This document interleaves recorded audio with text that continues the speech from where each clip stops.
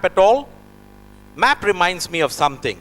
I was just teaching my daughter, who's in the 7th grade, about natural resources found all over India and natural resources found all over the world. Have you ever thought that you would start mapping human resources or a particular type of talent that is found all over the world? So you'll have maps in HR departments of the globe, and you'll have pins in that which will talk about X type of talent being available in X countries, not today, but in the future. I believe very strongly that if you're thinking that you're going to start today, and then in the next 5 years you're going to get these people, it's going to be tough, because companies have already started on that journey. Jokes aside, when I was talking to Vasanthi, she gave me a name of a few companies which actually do that already. And we're going to see a lot of changes in computing, capacity, data analytics, complex domain learning, where you will not only learn from your domain, but you learn from different domains, different technologies, and you will have no comparison. Now, let me give you an example of what I mean by all this stuff. Say, for example, I ask you a question: have you drawn the specific skill map of your organization today? What are the changes that you predict will happen in 3, 7, 10 years in your organization? If change is going to happen in technology and the way your business is going to work, how do you link to your business? Where will you get this talent from? Inside the organization? Are you going to get them ready or hire from the outside? Or do the model of paying a huge salary to get these people in? What are other companies doing in this area? What are your competitions doing? Competitions, unknown competitions? And will these people join? That is the ecosystem that you should be aware of, your specific areas of talent today. You have a principal scientist in your organization in composites. If he leaves all of a sudden tomorrow, will you start research after he leaves? Or today, you already have people who you call POWs, person on the watch, which basically means you have a map of every person that's working in composites, in India, abroad, who fit that profile, who you can go to immediately if you hear this good, bad news. That is what I'm talking about. That is future we people in HR will have to deal with talking about talent. The second aspect that I was talking about, my bounty hunter, you don't need rocket science for this, even though from Airbus I can rocket science too. But you don't need rocket science, and I'm not talking about strategy itself. It's just plain and simple talent. First and foremost, you need to know where is required for the. If you do not know what's required for the future, you won't be able to search them in the future, and if you can't search for them, it's pretty late. Now, I've not any Cook or Arthur Haley or the John Lee Chess novel before coming here. It's reality. I know many companies, including ours, have all into this. Now look at the amount of data. Now I'm talking about principal scientists. Now, the amount of data that you already have about people in the World Wide Web, in social media, in LinkedIn, Facebook. All it takes is a dedicated person and excellent software to ensure that you know everything about the person. Has your organization moved ahead and looked at that? Do you know the people? Maybe there are organizations that know people on the watch, POW, not present. They already know these people, and they even their numbers, preferences, demographics, what they like, what they don't like, their whole history. We as people are ready to give them free of on World Wide Web. If I have everything to find the sweet spot these guys in one is going to be cakewalk. So develop to that level that we can use technology, we can use what's available already, extend to show that our talent requirements are. End with saying this, that I am not a Terminator series fan, and I get scared when Schwarzenegger at the end of every movie says, "I'll be back." I think technology is a killer for me and not the other way around. To you, Thiru. Definitely. Rajesh? They are mapped, and management of reputation by talent is equally important. Now, reputation of talent is not about a standard reference check which an agency can perform for you, or somebody can give a reference about you. The important thing is that if you are a frontline salesperson, probably your reference can come from a dealer or a distributor, and that can impact your reputation. If you're doing a campus recruitment, the reputation can come from your seniors who are from the campus who have watched you earlier. If you are a marketing person in a FMCG space, the agencies, the creative agencies which work with marketing people can be the people who can help you make your or mar your reputation. And there are many companies, and I am a firm believer of that I maintain a very active database of all ex-employees. And the reputation of those ex-employees are far critical for them to come back to the organization. So in this rapidly changing environment where we are so much exposed and accessed, it is important for everyone to manage their reputation, because it counts a lot to become a very successful professional going forward. The second one, drawing corollary from a global workforce, I would say the organizations would be like IPL teams. So in IPL team, there will be people from Florida and people will be from Barbados, right? They all come together and they form a team. The onus is on the management team to bring a purpose for them and make them. If you compare all the 8 IPL teams on, there is very little which distinguishes between those 8 IPL teams.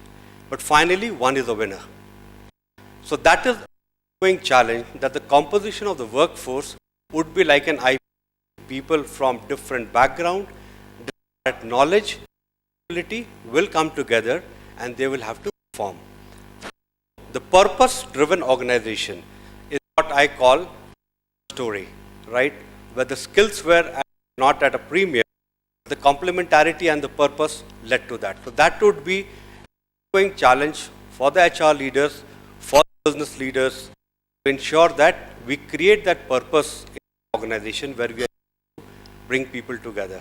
So broadly, one, individual, organization, and individuals will have to manage their reputation. The second is, the workforce is going to be very, very disparate. How do we bring a purpose into them so that they are absolute winner wherever they are? Thank you. Thank you, Rajesh. That's very interesting. So can we have Prince, I guess, what are your thoughts on acquisition in the current context? So we have heard globalization, we have heard of mapping, heard of creating a big picture, right? Reflecting on how life has been for the last 30 years.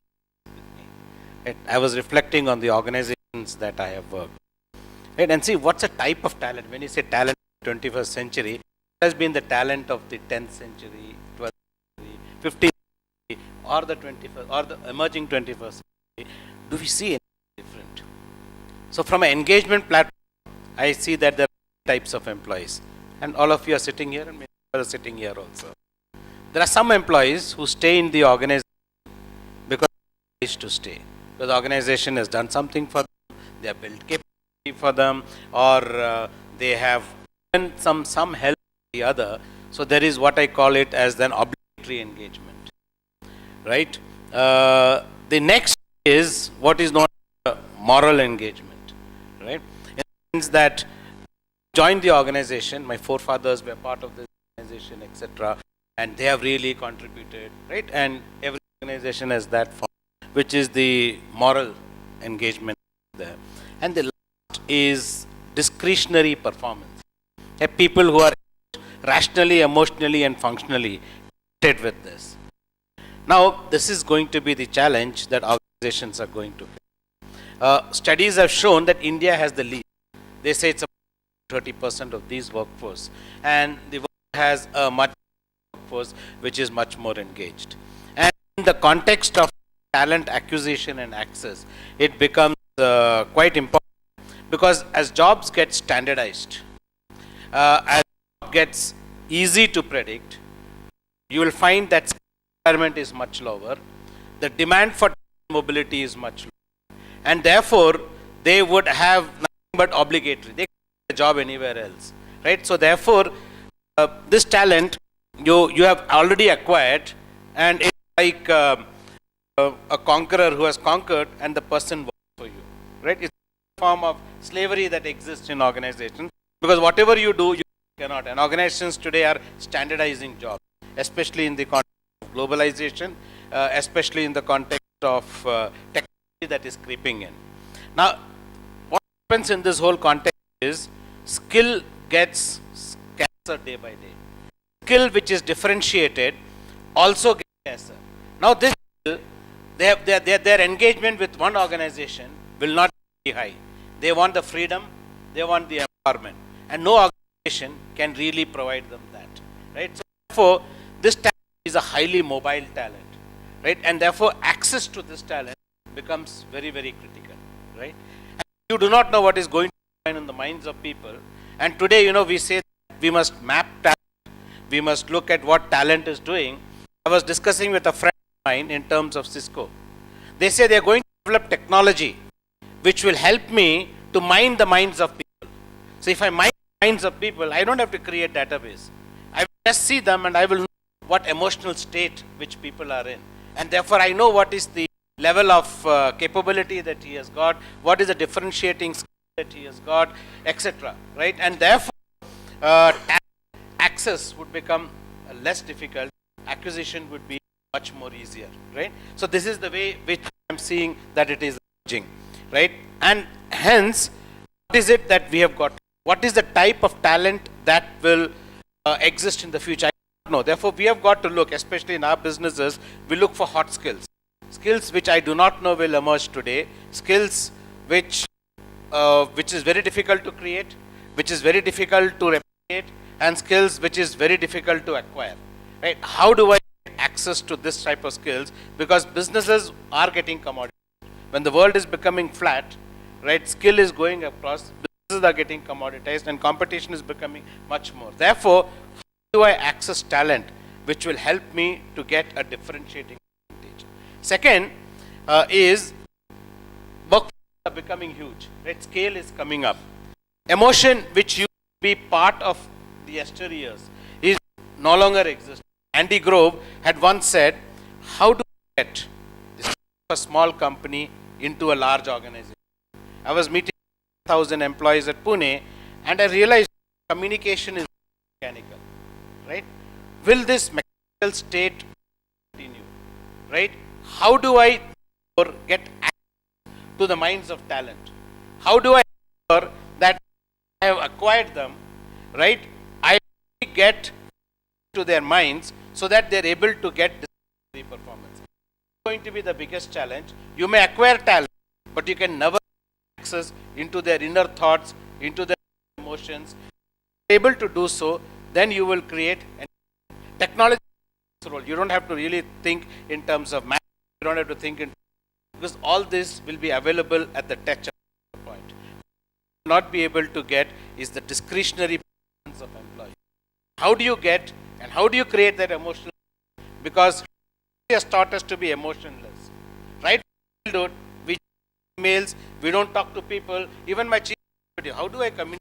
Send emails to him. My colleagues, I hardly meet them. I send emails to them, send text messages. So we have become a text message society, right? Now in this technology-driven society, how do I get access to the emotional state of mind so that I can create engagement? That's a challenge, And we have to find answers for that. Thank you. That's very interesting. So, Vasant, More and more, the gap between the global and the local is increasing rather than decreasing. I'm going to start with Senge, who said, today's problems are an outcome of yesterday's solutions. Therefore, if you were to look at today's talent challenges, they actually stem from a rapid growth context, which, interestingly, the last article, if you want, on HR rapid growth is 1976 from the developed world. Because since then, the rest of the world has only seen 3 to 5% growth, and very few sectors have seen double-digit growth. So, therefore, a lot of people-related challenges, talent in particular, and talent acquisition in particular, I think, is very, very local problem, because we have no answers, very few answers from a global context. So let me just park that and leave that as an open thought, because I think there have been several innovations that have happened in India. How do we scale those innovations, I think, is the challenge as far as talent acquisition goes. The second dimension that I want to leave with on talent acquisition is that I rarely hear Indian organizations about how their organization's demography has changed in the last 20 years. Corporate India has become more diverse in the last 10 years, not because they wanted to, but because they were forced to. Talent shortages happen. There is a wonderful theory which is queuing. So why is it that so many women entered the IT industry in 2000? Not because organizations wanted them, but primarily because there was labor shortage in terms of men. And more women started coming into the engineering colleges. And it's just plain queuing theory. So as resource the top outstanding talent, as we call them, you have to go more and more deeper regions, tier 1, tier 2.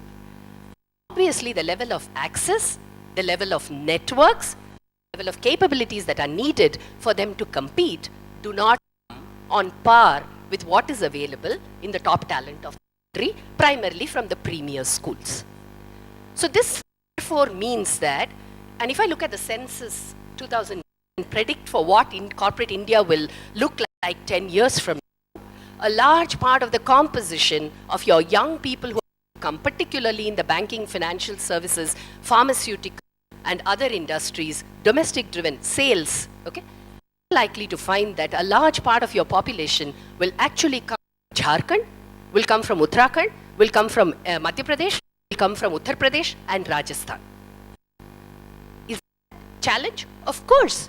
We all know that when you bring talent from developed, economically well-developed states of India, you have very little investment to do as a company. So, if you have to hire from Tamil Nadu, even if you're fourth tier engineering college, your quality of talent is better, not because they are Tamil, but primarily because Tamil Nadu institutionally has had stronger support structures historically. So it's an important question to ask, how do our organizations become more inclusive when talent that is coming in is really being excluded? What mechanisms do we have, whether it's on learning and development, whether it is on performance management systems, which you said is a big issue.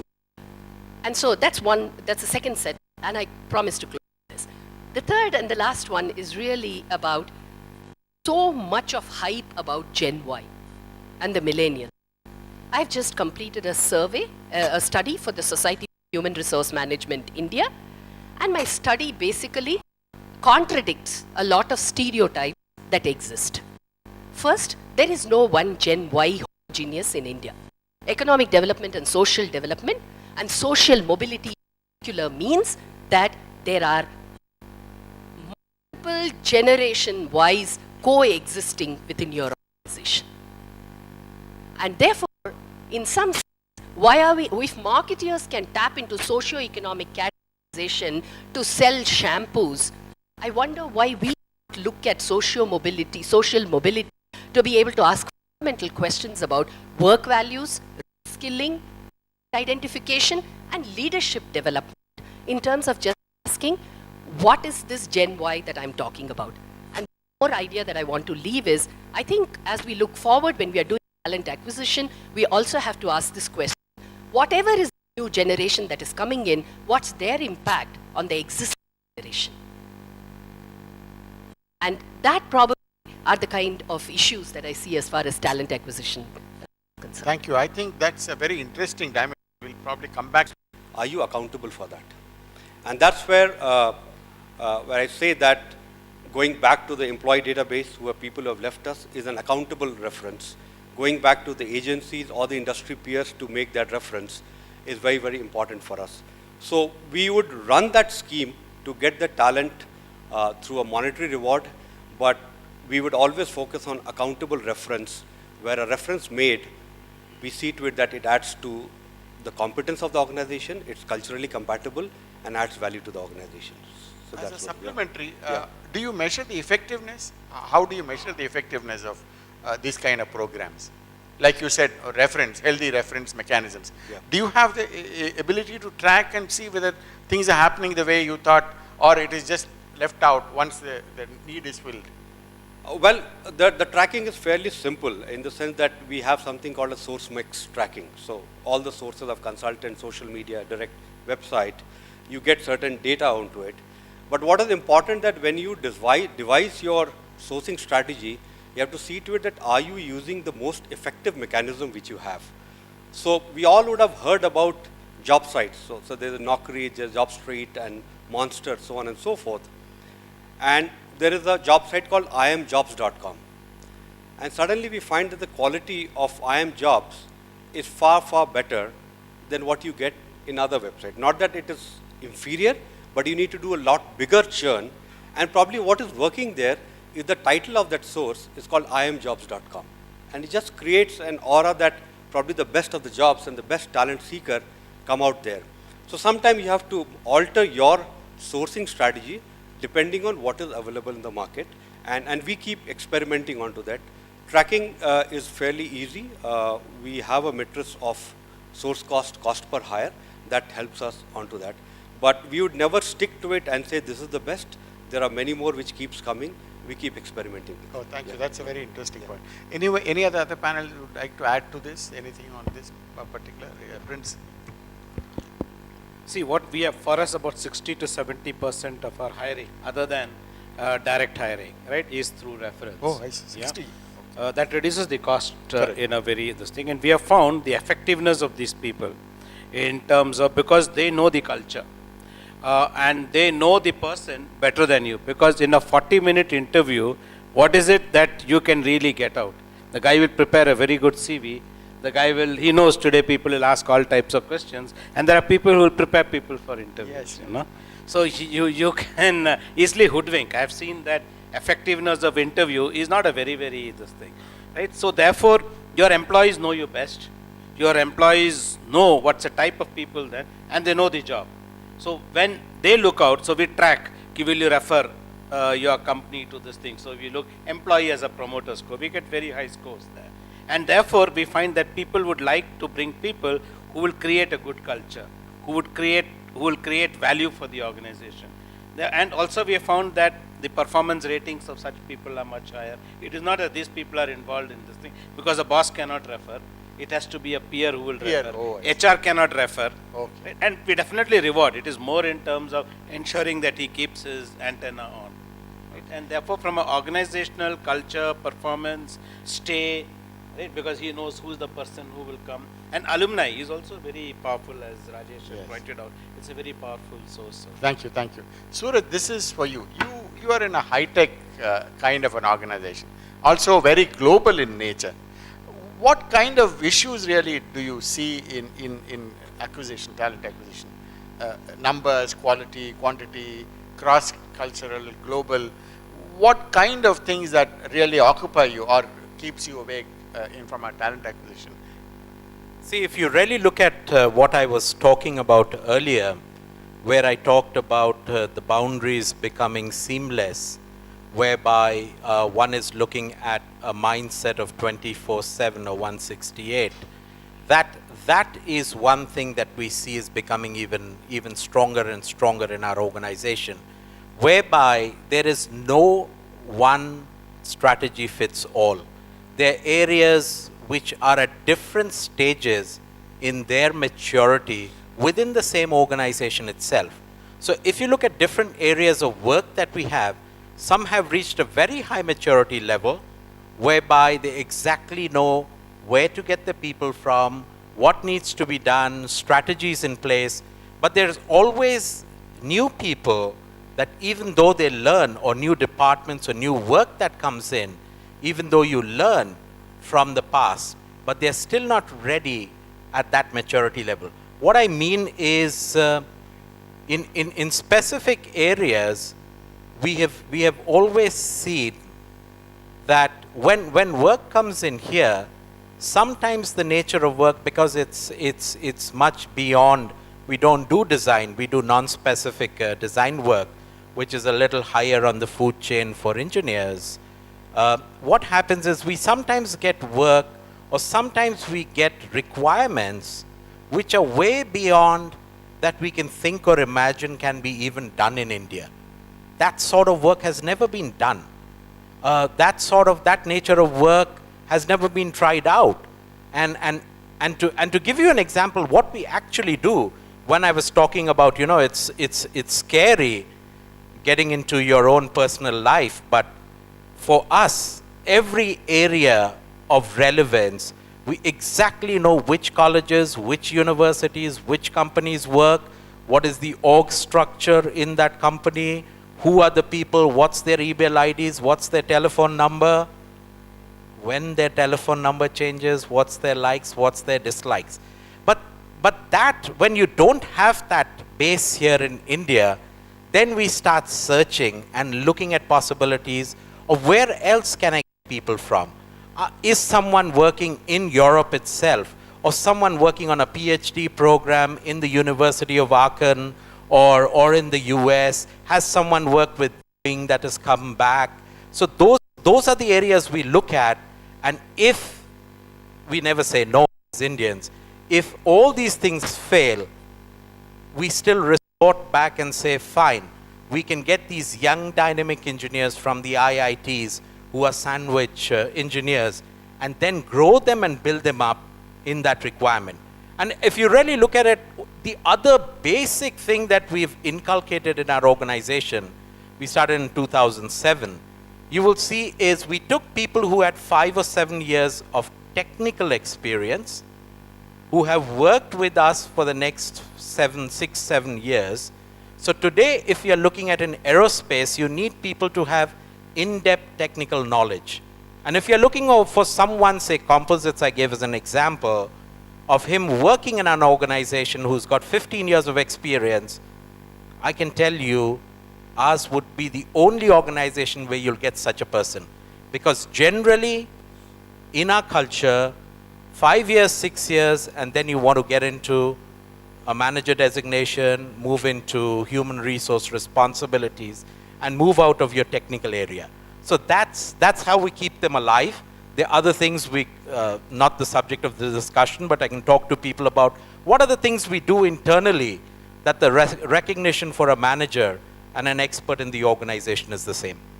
Yeah, that's great. That's a very interesting dimension. Sudeep, traditionally we've always talked about acquisition as recruitment. So that's just what people think. But today, organizations can't just go and say in the market, we are recruiting, please apply. I mean, it doesn't work. We know that. So there's an element of marketing, employer branding, the way in which organizations project themselves. These things make. Do you think this transition is working well? Is it something which is happening in true sense, or it's just that people are talking about as a... So first, what is this whole concept of employer branding? It is like, these days you hear very often the government saying that, we want industries to be, saying this is an easy place to do business with. In the same, with the same analogy, what you need to build as an employer brand is people saying, this is a company which is easy to work for. So that's your objective in terms of an employer branding. Now, how do you go about doing that? There are very small elements in this, starting from person coming in through the door to your office and being received well. That's a moment of truth, creates a good positive impression. Going through the entire interview cycle and at each stage being communicated. Thank you for coming, blah, blah, blah. We had a nice discussion. We will call you after so and so date, or we'll get back to you in such and such time frame, and actually doing that. Walking the talk. Walking the talk in terms of getting back. Good impression. Person having worked in the company going out and saying, this was a company where I was inducted well, where I was given training which was appropriate and relevant, not when I was sitting on the bench and therefore somebody asked me to join a training program. No. I was given the relevant training, and when I had a problem, there was an institutionalized mechanism that I could go to. So I felt comfortable. So the entire thing is about feeling comfortable and therefore wanting to work for that organization. And you know, people get found out. So this is not something, if you don't walk the talk, you're not going to be able to do it. There are companies who have consciously built that image, have that reputation, and whether somebody works for them or not is likely to say, yeah, that's a good company. You often say that, don't you? Yeah, that's a good company. I've heard good things about that company. That is your employer brand. You need to walk the talk. You need to make it easy for people. And you need to provide an environment of continuous learning. More important than learning, you also got to be a listening organization. We often hear, you know, learning organization, learning organization. Many organizations claim that, you know, there is that element of learning there. But before that, listening.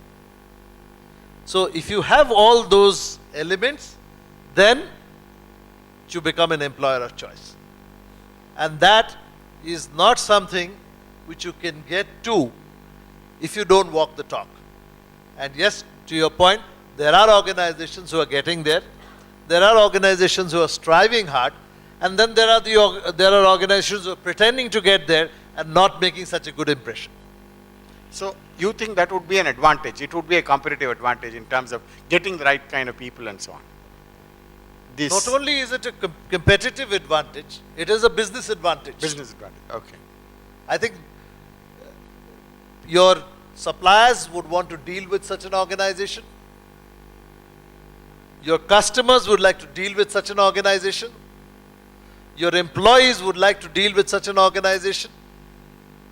So all the stakeholders, 360 degrees, everybody would make that a competitive business advantage. That's a very interesting thought. You want to say something, Suraj? I just wanted to say that, yeah, absolutely, because if everything else remains, Be committed, work hard, put in effort, things will happen. And then there is a large, and that's what worries me, is that in our research it came out very clearly that there is a large, what we call as the Gemini twin generation. The confused. They aspire for all that is material, but very interestingly, when it comes to the way they behave with others, it's actually opposite to what they profess. Now, I'm going to connect this, and I'm just making a conjecture at this stage because I don't have data to talk about it as yet, is that during the rapid growth phase, when organizations are trying to get businesses and they are trying to scale up, it's quite likely that a large number of the Gemini twins generation have ended up in positions which actually maybe are 2 levels above what they ought to be doing. So there is a chronological age and a psychological age for a leadership position. And I'm just connecting this to the hunch that why leadership is such a crisis is probably that they have the right chronological age, but the psychological age may not be as high. And therefore, the leadership crisis is not a crisis of not being leaders, but they probably could just be less prepared and maybe they don't even realize that they are not prepared, because we also know that when people are paid more and are given higher, hopefully higher responsibilities, they know that they have earned it. But when you give more money to people, there is a tendency that even though I may not have the skill, I might actually believe that I have the skill because the company has given me a much larger amount than what I deserve. And if I have changed 5 organizations and I've had my salary quadrupled, I might actually believe I am good. And that's just got to do, because otherwise how else do I cope with the high salary and the designation that I get? So what I see in leadership today as a crisis is not the absence of leadership, but more in terms of whether our leaders can stretch to the kind of demands that the context places. And several of you, and to my mind, I actually see outstanding individual contributors who need 4 more years but have already become manager's manager. And to me, that I think is the crisis, not so much a lack of leaders, because I see plenty of leaders in organizations, and I think that could be something that we have to look further. Oh, thank you. In a large, yeah. I just want to make, I do not know whether I will agree with Vasanthi, that people change 5 jobs, right? And therefore they earn salaries, right? Much beyond their, no organization. I've changed 6 jobs, okay?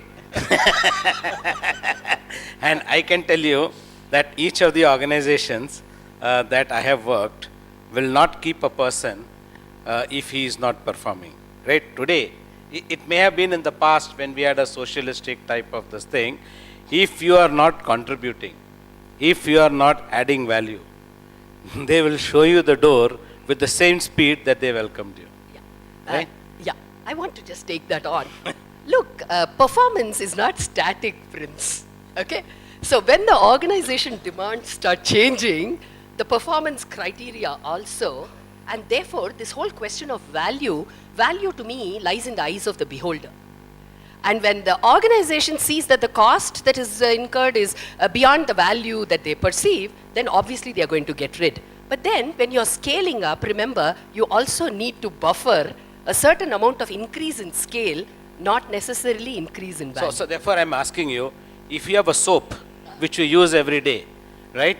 And 2 organizations manufacture that soap. One costs 100 rupees, other costs 50 rupees. Will you buy that 100 rupees soap because you have a thing for it, liking for it? Okay. Well, I think a lot of branding is there, right? So therefore, when if an organization will keep a person, how does talent differentiate itself? The talent will build capability.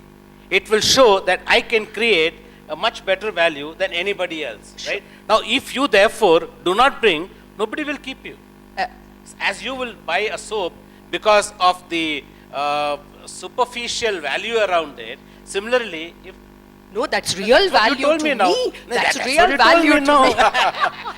Sorry, go I ahead. think Rajesh will have the final word on this point. I think I'm the right person to speak because I come from the soap industry.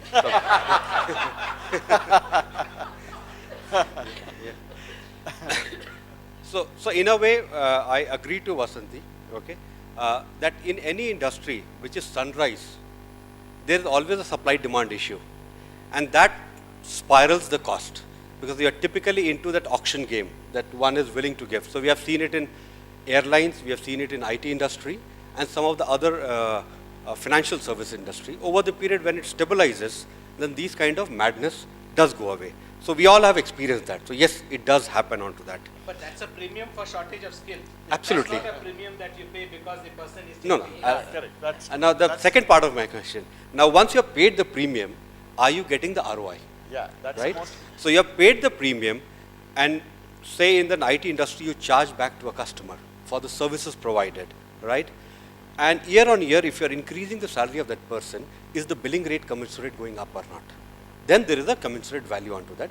Those are the missing links in a rapidly growing industry. So that's the point. Coming to the soap industry, okay? So, dear audience, you see the kind of value that the panel is providing, but at the same time, I think it's but fair that you should participate now. So, I'd like to invite questions from the audience. You can address it to a panel member or just leave it a specific panel member, or You can leave it open and we can request any one of them to take. My only request is, please be specific and ask a question. I would rather have that. Can I Anyone? complete Yes, that? here, please. Yeah, yeah. Yeah, yeah. So one of the point which Prince brought up is about buying a 100 rupee soap versus a 50 rupee soap, right? So it's all about branding, right? And branding is about the perceived value in the minds of the user, right? And same goes for employer branding. So there is an organizational branding, which is about the history of the organization, the success of the organization, the leadership of the organization. That's all employer branding. But true to marketing, from an employee point of view, you need to do segmentation, right? And say suppose you are looking for a workman recruitment in a factory. The appeal or the segmentation has to be very different. It cannot be that you promise a career growth to a workman that you will become a factory manager. What you have to talk there is about consistency, transparency, and stability. Probably that matters to them. If you're talking to a campus recruit, the segmentation has to be very different in terms of career, international assignment, cutting edge. If you're hiring a very senior business leader and everyone wants to be a business leader with the full accountability of P&L, show them that story. So I think the overarching, the brand of the organization stands, but the segmentation is very important when you're approaching to a different target. That helps you to attracting talent the way you want it. So what you're telling is that there is a value proposition Yeah. which is attached to every role, right? And Yeah. therefore you should be able to differentiate that value proposition. Absolutely, and the individual should perceive that value. And correct, attract the right kind of. Absolutely. Thank you so much. I think, yeah, we'll start. HR management and from HR management to talent management. And this continuous upgradation or degradation of whatever this HR management is, I see as a simple difference between talent and labor is the demand supply situation. If demand is more than supply, then you call it a talent.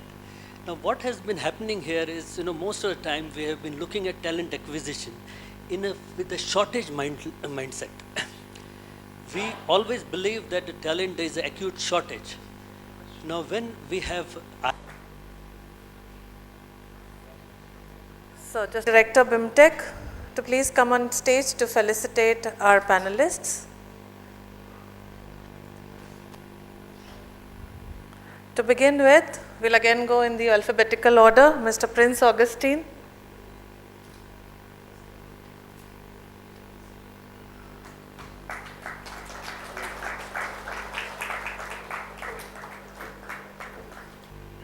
So please come on stage. Come.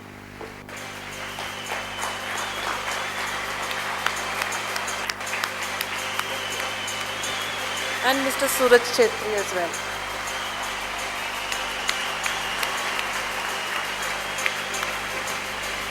Thank you, Mr. Venkatesh. Now may I invite on stage Professor K.K. Sinha, Head HR Area and Chairperson Center for Management Development at BIMTech, to please felicitate Dr. Vasanthi Srinivasan.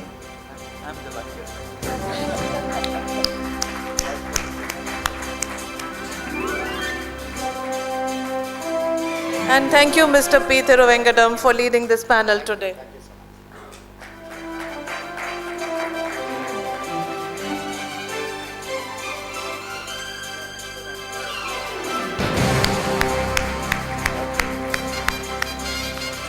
Thank you, Professor Sinha. I now invite Mr. Prince Augustine to share.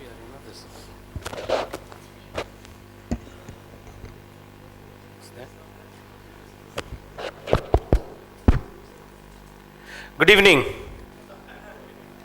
Good evening, friends. Yeah, that's good. Still, we have got, when we are speaking of a VUCA world, when we had such a wonderful thing, good evening. That's good. So you are quite fresh. So therefore, my first question is, how many of you are really members of NHRDM? Oh, that's good. Yes, Sudesh. First chapter I'm going where everybody here quite voluntarily. And every year, a chapter has the privilege of hosting the national conference, right? This year, the Bombay chapter is hosting the national conference, and Yogi Shriram has requested me to launch this at Bangalore. We have done it at 3 other places. The theme for the conference is sustainable growth in VUCA times, the new talent agenda. We have just discussed over here that talent acquisition and access, how challengeable it is in environment which is fast changing. Just imagine the time before globalization, right? When India was decoupled with rest of the world, did we have uncertainty as we experience today? Was the environment as volatile as it is today? I'll share with you a story which I faced in the last 8 to 10 years. 2003, right? We were changing the new image. We said, how do we change our product portfolio? Right? Everything was very normal. Scorpio had just launched. It had become very successful, and we realized that there was a gap in the launch of the product. So we said, let's plan which is going to be our next thing. So we said by 2008 we should launch a new product. Right? At that point of time, it was more under secret. It takes 5 to 6 years to conceptualize a product. So we said we should set up a plant. At that point of time, we were having talks in collaboration with Renault. Right? So the talks went on well. So both Renault and Mahindra agreed that we would set up a plant at Chennai. So we acquired 300 acres of land, spent huge money. Around 2006, 2007, in came Nissan, and we are the third partner that came. We had never envisaged that we'll have a third partner, but Renault and Nissan had tied up globally, and therefore they said, now we need to bring Nissan into the whole thing. It takes 2 years, 2 to 3 years to set up a large facility, right, for setting and making up a new plant, and we had to launch our product in 2010. 2011, that was what finally it got launched in 2011. So the whole negotiation, so we said we are going to have the plant up and running by 2008. Right? This whole talk which was going on finally was not going anywhere. The Indian economy suddenly took a tumultuous thing. We were thinking that we will have a buoyant economy. We planned 5,000 crores of investment. Right? We had a joint venture partner who suddenly said, the economy has changed. There is no demand. But we believed that if we have got to surge a demand, then we have got to bring some freshness in the market. But the other party, who was a joint venture partner, said, no, we really cannot in this uncertain state really invest such a huge. So we'll have to spend more time in terms of thing. When a third partner came in, it was much more complex. So we said that we will plan to go on our own, and bought 700 acres of land, right, to set up a huge facility, and we said that we will hire 5,000 people, right? We will have the XUV, the truck, the other prosperity lines in the whole facility there.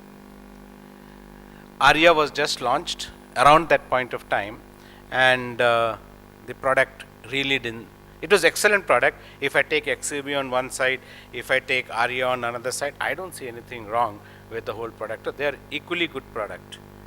It didn't succeed at all. So what we did is that we said, we cannot look at a 6,000 number that we have got. We got to scale it down to 1,000. So we launched the product, and the market demand was 6,000. Right? We were not prepared at that point of time. Our suppliers we cannot scale up. In engineering business, you really cannot scale up. Right? So that is the challenge that we had. The movement for employees, sons of the soil. And we have to run a plant, right? And therefore we said, let's taper down our recruitment philosophy. Right? So instead of going across India and hiring, we will hire across Maharashtra.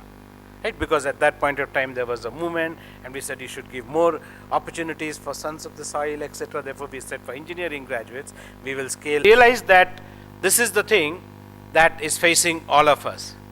So nobody can really say that the world is really uniform. Nobody expected, we believed that things would really change. Right? So we were the only company at that point of time did not downsize in a very big way. We did our biggest hiring. It's a big risk that we took. We did our biggest hiring at that point of time. We got very good talent, because we got talent which were say that we must have a bell curve, right? And can we create a bell curve of talent in this whole world where everything is undergoing a change? The so-called people who are what I call the so-called talent, who are high performers, who have the ability to predict, who have the ability to forecast, are the markets, and then you can launch. So by the time you come up and launch the product, you may have only 6 months or 1 year of this thing. So your entire development